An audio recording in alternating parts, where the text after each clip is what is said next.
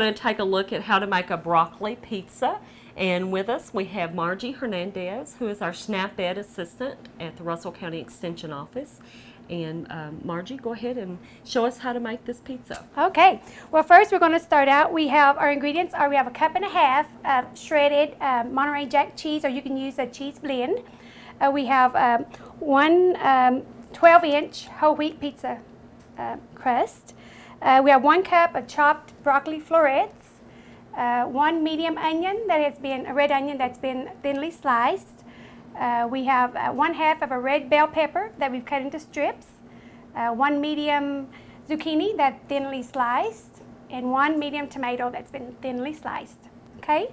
First, we're going to start out by adding sprinkling 1/2 of the cheese over the pizza crust. Okay. And we did choose the whole wheat pizza crust, which will provide more whole grains, which we need to include those in our diet. That's right. Okay. Now we're just going to set this aside for a minute, and then we're going to go ahead and saute our vegetables in 2 tablespoons of vegetable oil. So I'll add that. And we're going to add the vegetables, our garlic, garlic,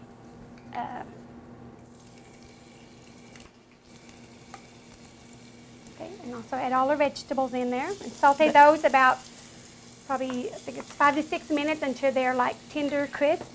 That garlic smells great. And also we're going to add our Italian seasoning. So that kind of get blended in there. Onion. And the zucchini. We used red onion. And this seems to be a little bit sweeter. So this would be a great vegetarian pizza. It would be. Yeah, anyone who doesn't like the meat, it'd be a good alternative. Yeah. And we are featuring broccoli in this recipe. That's our commodity that we're talking about with this pizza. And broccoli is available May through early July, and then October through November. And broccoli does grow and do its best when the temperatures are cool. So this recipe would be a great recipe in the summertime, and then maybe also in the wintertime as people are getting ready for the Super Bowl. Oh, yeah. You know, pizza is a big thing that we eat in January, especially around that time. Right. And also you be sure to get your servings of vegetables. Yes, right, definitely would. This has a big variety of different veggies in there, so you're going to get a lot of vitamin A and C and fiber, a lot of the nutrients that our body needs. It's nice and colorful. Whenever you're selecting broccoli, we should choose tender, young, dark green stalks with tightly closed buds, and 1.5 pounds of broccoli will yield about 4 1/2 cup servings. So when you're storing the broccoli, you should not wash it until you're getting ready to use it. So store it unwashed, and then wash it before using in a plastic bag with the little holes in it. You know, they have the new little bags out that you can like store a veggie fresher. That's a way that the broccoli and a lot of the fresh veggies will keep a lot longer. Yeah. But how long does it last? How long can you keep it in the refrigerator? Probably a couple weeks, maybe. No, actually, probably around 3 to 5 days is kind of the recommended time frame. But you can actually keep it maybe just a little bit longer. But if you keep it a whole lot longer, then you're going to lose some of your nutritional value. Right.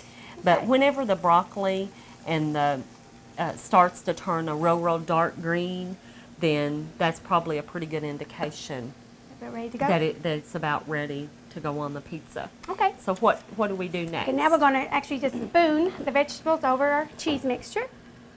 Okay, so we're going to spoon all the veggies here over the pizza.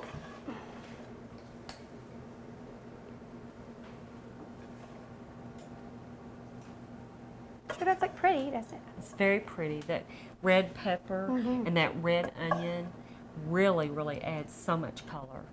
And of course, if you have too much, you can always save it and make another pizza. Yeah, I think we'll probably add a few more onions red here.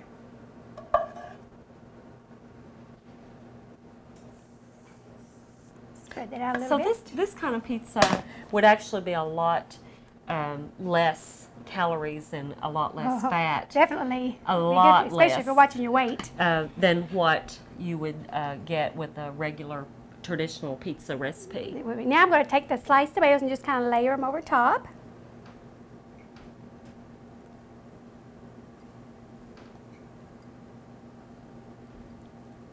That also adds a lot of pretty color. Right. And you know, we talk a lot about when we add ingredients and how it's making them in pretty, but we really do eat with our eyes before we eat with our mouth. That's true. So if something is not pretty and appealing, a lot of times we're kind of turned off. We sure are, yeah. Now the last step is just I'm going to finish sprinkle the rest of the remaining cheese on here, and they'll be ready to pop into the oven.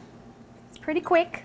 Yes, this is That a easy. really easy and quick recipe. And if you were trying to save time, you could go on and slice up your onions and your zucchini and get your broccoli and everything cut up and put it in little separate individual Ziploc bags. Right. If you were needing to speed up the process, you could do that the day before. And probably another good idea if you had salad left over, like zucchini, like salad, you know, pepper and onions from like a salad. Yeah, you could use those to make a pizza, couldn't you? To make the pizza. Okay, well I guess we're ready to pop this into the oven now. Pop it in the oven. It's about 450 degrees, about 5 minutes until it's the cheese has melted. Okay, we're gonna put that in there.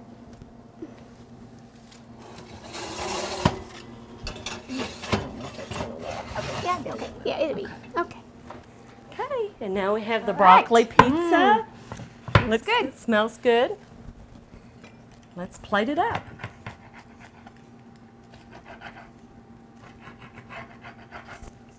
Okay. A huge array of veggies. It's supposed to serve 8, so that's a pretty good sized pizza. It is. You know, the first piece of a pie or anything is always the hardest to get out. Sure is. All right.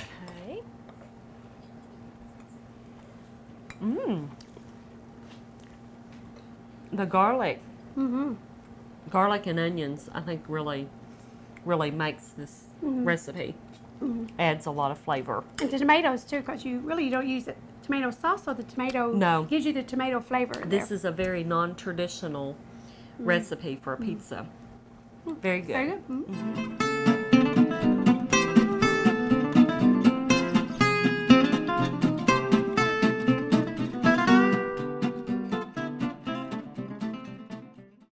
This concludes the broccoli pizza, and you can go to KentuckyProud.com for these recipes and all the rest of them that we've shared in prior episodes.